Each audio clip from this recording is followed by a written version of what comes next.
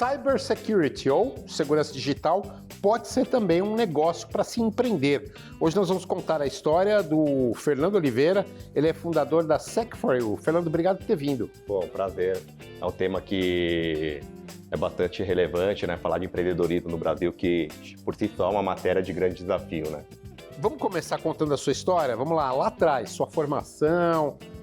Quando é que você identificou essa possibilidade de ser um empreendedor? Como é que foi isso? Na verdade, aconteceu um pouco naturalmente, né? Eu sempre fui... Tem um termo que é muito utilizado na nossa área, que é hacking, fuçador, né? E eu, muito novo, comecei a programar, já queria ir para a área de tecnologia, então quando veio os primeiros computadores pessoais, comecei a aprender a montar, desmontar, juntei com um amigo e começamos a vender, e ali, sem eu mesmo saber, já foi o primeiro contato. Ali eu devia ter uns 13 anos, uns 12 anos, por aí. Já fuçando ali. Já fuçando. E ali eu já descobri que a minha paixão seria, naturalmente, a área de tecnologia, né?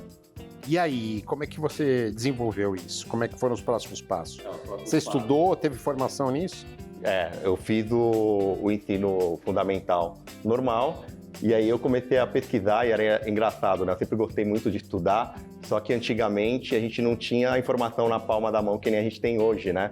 E assim, aconteciam eventos anuais, por exemplo, a FenaSoft, na nossa época, e ali era uma grande oportunidade a gente conseguir acesso para comprar livros, né, sobre a matéria que não tinha ainda revistaria, livrarias que traziam importados, né? Então a gente tinha que esperar uma vez por ano para comprar livros, e eu tentava comprar o máximo de livros que eu conseguia justamente para estudar, montar os meus laboratórios em casa, né? E ainda era um negócio de garagem? Era um negócio de garagem, né? E aí eu fui estudando, né, em paralelo, fazendo alguns cursos mesmo antes da faculdade. Cheguei a... Cursos técnicos? Cursos técnicos, né? Cursos técnicos. E aí cheguei a trabalhar até vendendo cachorro-quente, juntava... Como é que é isso? Como é que foi isso? Foi uma experiência interessante, né? Até porque você lidar com o público, você montar o carrinho, era funcionário, cheguei a trabalhar em loja de louças de presentes finos, né? Mas isso foi por sobrevivência ou foi porque você queria ter o dinheiro? Eu sou de família humilde, mas nunca faltou nada em casa, mas eu sempre quis ter a minha independência.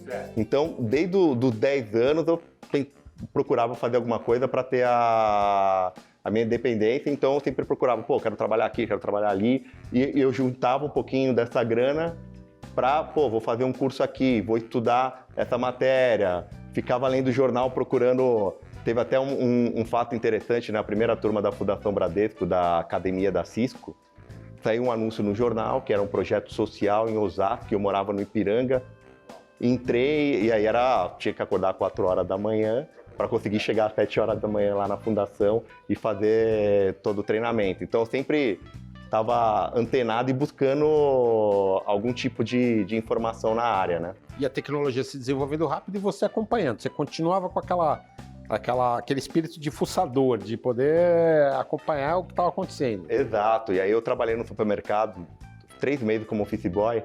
E aí teve uma oportunidade, porque eu estava sempre lá junto com a área de CPD, que chamava na época. O que é isso? O que é isso? Eu estudei isso. O que eu posso estudar? Ele me dava um livro, e aí essa pessoa saiu, e aí pintou uma oportunidade. Então eu, com 14 anos, já fui trabalhar na área de processamento de dados, né, com programação em Pascal, naquela época, e daí, a partir daí eu nunca mais saí da área de tecnologia, né? Como programador aí? Na área de programação, na área de redes e depois da área de segurança, né? Você não saiu e aí você conciliou mais estudo com essa carreira ainda como funcionário ou não? E aí tem uns fatos interessantes, né? A minha busca até os 18 anos sempre foi pelo conhecimento. E aí eu já trabalhava numa empresa de comércio exterior, já na área de tecnologia, redes, e aí eu conheci uma pessoa que estava montando um provedor de internet praticamente na garagem. Eu comecei a conhecer essa pessoa, começamos a trabalhar juntos ali, até que chegou uma hora que eu larguei o meu emprego, né, para tocar aquele projeto, né? Então nós montamos um provedor ali, ali nos anos 2000, que explodiu aquela onda de provedor de internet. Eu e ele, 2 pessoas literalmente na garagem, montamos um provedor e tivemos a ter 400 clientes. Uau! né? Então ali foi já outra iniciativa já... Essa talvez tenha sido a primeira iniciativa empreendedora, efetivamente. Exato, exato. E ali eu já não só estava olhando para a parte técnica, mas também preocupado com a questão financeira, como que a gente ia controlar o faturamento do cliente. Fiz um sisteminha para, na impressora matricial, imprimir os boletos e enviar via correio os boletos para todos os clientes, fazer a gestão, vencimento. Então foi uma experiência fantástica, até que chegou uma hora que eu falei, eu quero conhecer o mundo enterprise. Aqui nós estamos fazendo algo na garagem, né? E aí eu falei, você toca aí pro meu sócio e eu quero ver o mundo. E aí eu fui pro mundo corporativo, aí comecei a fazer bastante projeto no setor financeiro. Como é que você se colocou? Como é que você gerou network para isso? Durante essa trajetória eu trabalhei em consultoria, então era natural eu estar em 2, 3 clientes diferentes no mesmo dia. Então, aí você acaba criando uma rede de relacionamento, reputação, né, pelo tipo de trabalho. Sempre fui comprometido com o resultado, até brinco, cara, eu não largo o osso até aquilo sair funcionando com o objetivo desejado, né? Eu tenho uma filosofia, né?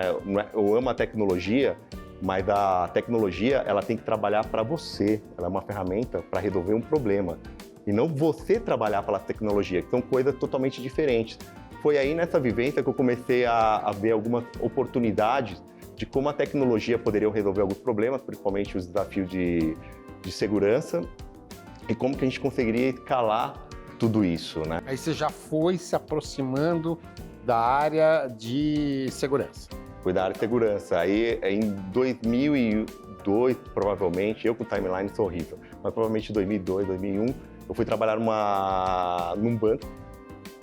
É um banco startup, então de uma grande empresa de varejo que estava criando ali o seu processo de cartões. Então ali eu tive a oportunidade de trabalhar na fundação de um banco do zero. Era praticamente 20, 30 pessoas no banco e depois esse banco foi adquirido por um outro grande banco.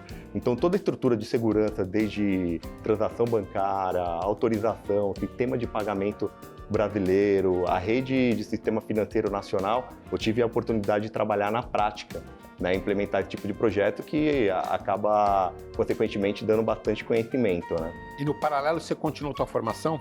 Continuei. Aí, a minha formação, eu fiz ciência da computação, e aí, enquanto eu estava desenvolvendo esse trabalho, muita gente vinha conversar comigo e falou, você tinha que trabalhar com isso, você tinha que montar uma empresa disso. Eu só vejo você falando sobre esses assuntos, você se desenvolvendo, tô vendo que às vezes o grande fabricante daqui, você está ajudando todo mundo, etc. Tal. Eu falei, calma, tenho tempo. Aí eu comecei a desenhar um plano de negócio. Desculpa te interromper. Como é que essa coisa tem um tempo? Quer dizer, todo mundo te falando, você gosta da área, você estudava, não teve aquele impulso de você falar, vamos me lançar? Ou você teve cabeça de falar assim, não, eu preciso conhecer um pouco melhor, preciso me preparar um pouco mais? Não, exato. Ali eu tinha uma jornada a ser cumprida. Tinha algum conhecimento que eu queria adquirir, projetos que eu queria concluir. Como eu falei, era um banco startup. Até ele ter toda essa estrutura, eu queria participar de toda essa estrutura. Mas do que eu fiz em paralelo? Aí eu falei, cara, eu preciso olhar mais para essa parte de negócio. Então, o que eu vou fazer? Eu fiz um projeto, fui fazer MBA na FGV, em gestão de negócios voltado para tecnologia, enquanto eu desenvolvia de forma até autodidata esse conhecimento técnico. Mas aí eu fui procurar essa questão de capacitação de negócio. Só que eu já estava há alguns anos do lado da mesa do cliente. Você vai montar um negócio, é muito interessante que se você tiver já esse relacionamento estabelecido com o mercado, fica mais fácil. Aí, minha segunda fase que eu planejei eu preciso voltar para uma consultoria para estabelecer relacionamento no mercado e em 1, 2 anos eu monto a empresa. Foi exatamente o que eu fiz. Fui para uma consultoria, fiz relacionamento com o mercado, fiz fazendo projeto para a maioria das instituições financeiras, de segurança, e aí depois eu lancei a minha empresa, ali em 2009. Sozinho? E aí é engraçado, né, o desafio de empreender, né? Porque você tem a grana. Eu desenhei o projeto e eu falei, cara, eu preciso de algumas pessoas chaves, de talentos, pessoas que eu considerava como talento. E eu coloquei todo mundo na mesa e falei, tá aqui o projeto da empresa para os próximos 3, 5 anos, né? E aí é engraçado, porque é natural do empreendedor, ele ter aquela paixão, ele sabe o detalhe, porque ele estudou. Então, isso pode ser até confundido com controlador. Centralizador. Centralizador, exato. E na fase de startup, de verdade, é difícil não ser assim. E a pessoa, pô, é muito centralizador, deixa todo mundo participar. Eu, pô, que legal, quanto mais pessoas, melhor. Então vamos imaginar que tinham 10 pessoas nessa sala de reunião. Quantas pessoas me chamaram para a próxima reunião? Nenhuma. Então esse é o desafio do empreendedor. Mas eram pessoas e eram talentos que você imaginava ter como colaboradores, como sócios? Como sócios, eu chamei como sócios. E aí eles continuaram fazendo reunião sem te chamar? Não, cada um foi para o seu canto, porque e hoje eu enxergo melhor, existem perfis e características, né? Tem pessoas que querem se empreender, tem pessoas que querem trabalhar e tem perfil e local para todos. Mas aquelas pessoas não tinham perfil empreendedora. Entendi. Eram talentos, mas não empreendedores. São talentos, né? Então, ali eu já comecei a perceber algumas coisas. Eu falei, eu vou ter que fazer acontecer. Até que no dado momento, eu achei uma pessoa e fomos eu e ela, a gente fundou a empresa juntos, né? Aí tem que ser uma pessoa também que esteja disposta, quando você chama empreendedor, imagino que seja isso, esteja disposta a investir tempo, se não capital, pelo menos tempo, saber que durante um tempo não vai tirar nada da empresa ou vai ganhar muito pouco para poder depois buscar no futuro, né? Esse é um ponto interessante, né? Porque eu fui desafiado, né? Essa pessoa, tinha uma pessoa que estava na reunião, mas ele também não se pronunciou. E aí, ao longo do tempo, a gente trabalhando junto, que eu admiro demais essa pessoa muito inteligente, a empresa que eu estava na consultoria, aconteceram algumas coisas, ele falou, pô, por que a gente não monta a nossa empresa? Aí eu falei, cuidado com o que você pede, que a gente pode conseguir. Eu tinha um plano de negócio, eu agitei.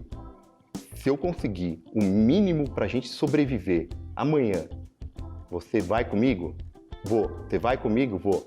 Liguei para um amigo meu que tinha empresa, apresentei o projeto para ele, ele se interessou, falei, eu quero investimento para 1 ano, porque naquela época não existia venture capital, anjo, investimento, ser startup não era nada bonito, ainda mais no mercado de segurança. Não existia essa facilidade, esse acesso a capital que a gente tem hoje. E eu conversei, ele falou, topo, mas a minha sócia quer investir, o marido dela é da área de tecnologia. Ah, ele entrou com investimento? Ele entrou com um ano do mínimo para eu sobreviver e esse sócio. Só que ele falou, você tem que conversar com o marido da minha sócia, que ele é da área de tecnologia. Conversamos, ele aprovou o projeto e ali foi esse marido dela está comigo até hoje. É o sócio capitalista. O sócio capitalista, que eu imaginava que seria capitalista. Depois de 2, 3 anos eu falei, vem me ajudar porque você tem um perfil, puta de um empreendedor. Ele já tinha tido a segunda lan house do Brasil, foi dele. E ele estava no mercado, trabalhando como funcionário, ganhando bem. Eu falei, quer se ganhar bem, vamos arregaçar a manga daqui e fazer o negócio acontecer. E aí, desde então, a empresa vem crescendo, a gente vem... Quer dizer, não foi aquele sócio que te apresentou esse capitalismo. O sócio que está com você até hoje é o amigo do amigo, né? O sócio investidor, ele é sócio, tem a participação, mas ele não tem atuação na empresa. O Juliano, que foi o intermediador, né?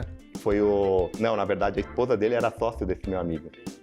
Né? Como ele conhecia tecnologia, eles queriam a opinião dele. E aí ele acabou virando sócio, né? E a gente está na jornada junto desde então. Fernando Oliveira, fundador da Sec4U. Sec4U vai daqui a pouco contar pra gente como é que foi daí pra diante. Fundou a empresa. E aí? Daqui a pouquinho, gente que faz.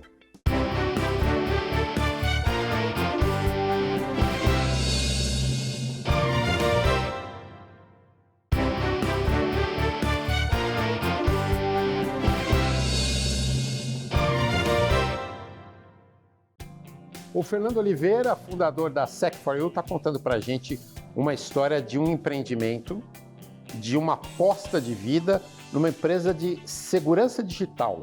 Pois é, dá para empreender também nessa área. Mas quando você pensou em empreender nessa área, Fernando, ainda era um mercado de mar azul, né? Ainda tinha pouca gente nesse mercado. E vou ser bem sincero, ainda é um mercado de mar azul. Ah, é? Né? Então, ali quando a gente falava em 2009, né, naturalmente, os nossos principais clientes eles são do setor financeiro, porque é o setor que mais investe na área de segurança e eles são regulados. Né? Regulados ou pelo Bacen ou regulado pela Bolsa, Bovespa, ou empresa que tem ações fora, você tem compromissos, né, com essas regulamentações. Então, a partir daí, era uma questão lá no passado que eles contratavam por regulatório. E ao longo dos anos, isso vem se transformando, né, porque é uma necessidade e virou uma questão essencial, né? Nós estamos falando hoje, quando a gente fala em cibersegurança, de a continuidade do seu negócio e a da sua marca. Quanto vale a reputação da sua marca, né? Então, a gente acabou... Eu brinco, né? Antes era difícil explicar para o meu pai o que eu faço, né?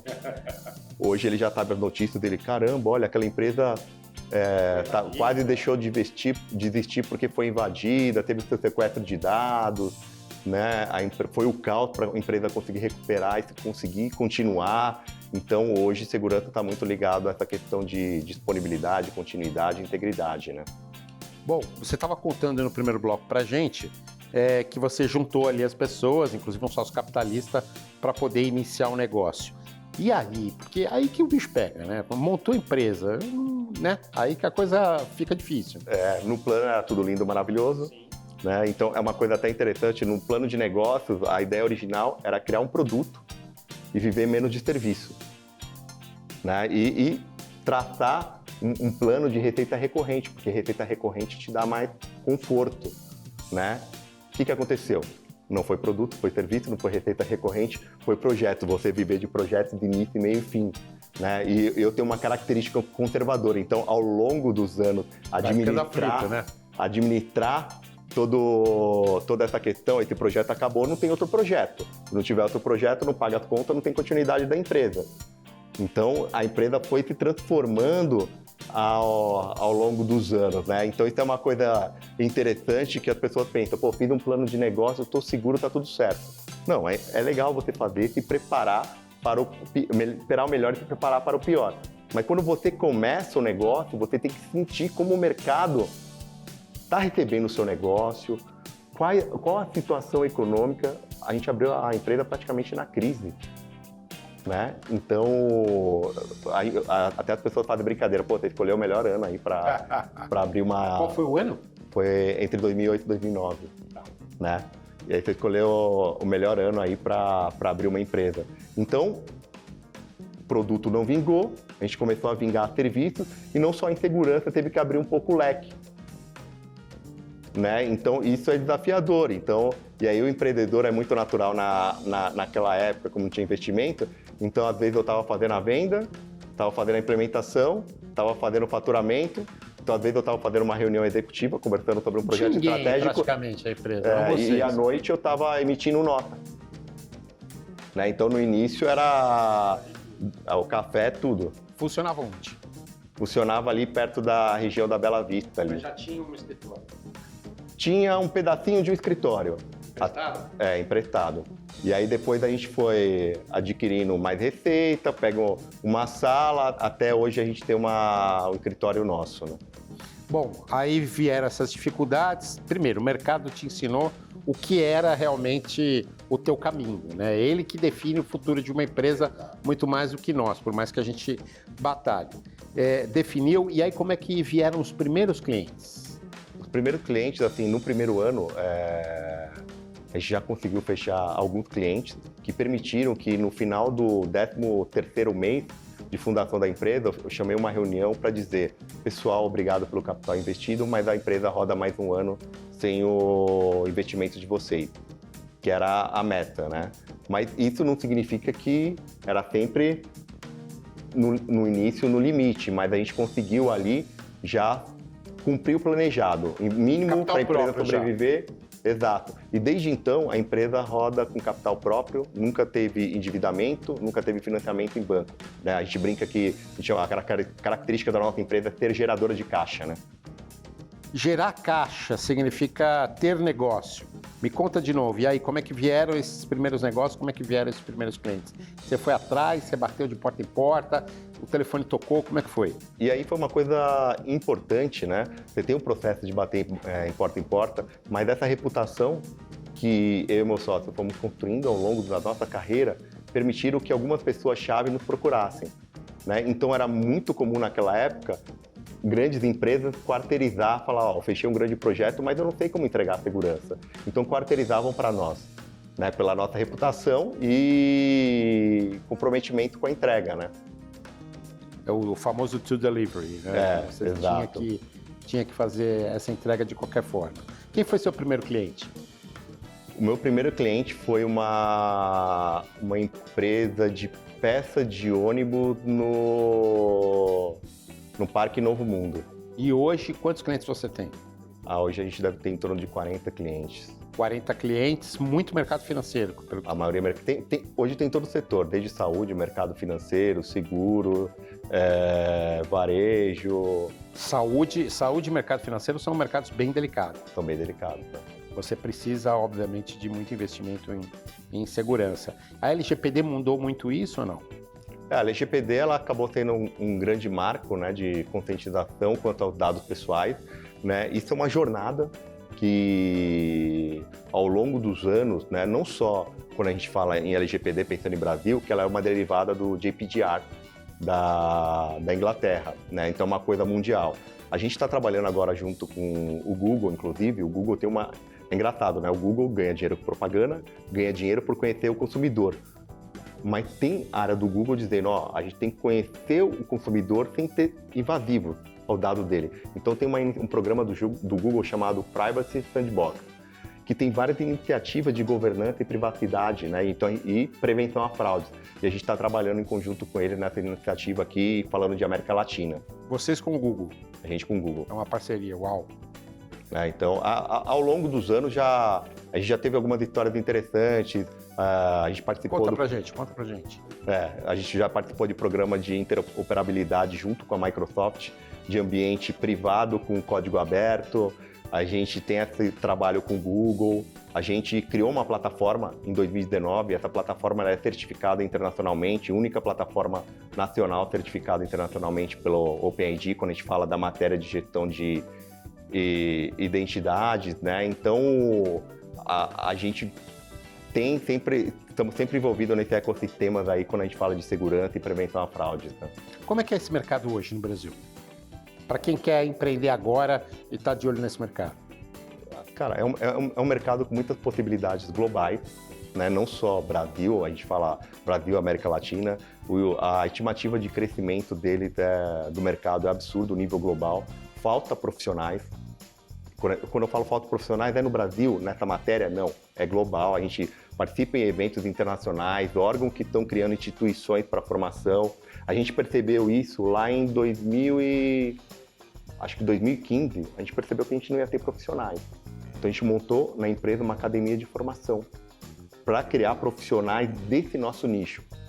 Desde então, são 7 anos, hoje a gente tem um processo muito bacana, onde o profissional entra, aprende durante 4 meses ali, o estagiário não trabalha, não é que nem o estagiário da nossa época que já entra já para trabalhar, né? Mão de obra barata, não. Ele fica estudando por 4 meses, fazendo prova, assistindo vídeo, e no final ele tem que entregar um projeto integrando o portfólio, um banco digital, um aplicativo de seguro, já em toda a parte de segurança embarcada. Se a gente não tivesse feito isso, a gente não estaria aqui hoje, né? Porque não teria profissional já para atender. Hoje a gente está com mais ou menos quase 100 pessoas, né, focada nisso. E isso é muito interessante, porque pessoas que começaram lá no início da academia, a gente tem, cara, se desenvolveram demais. Hoje são arquitetos, entraram como estagiário e hoje estão tendo referências internacionalmente.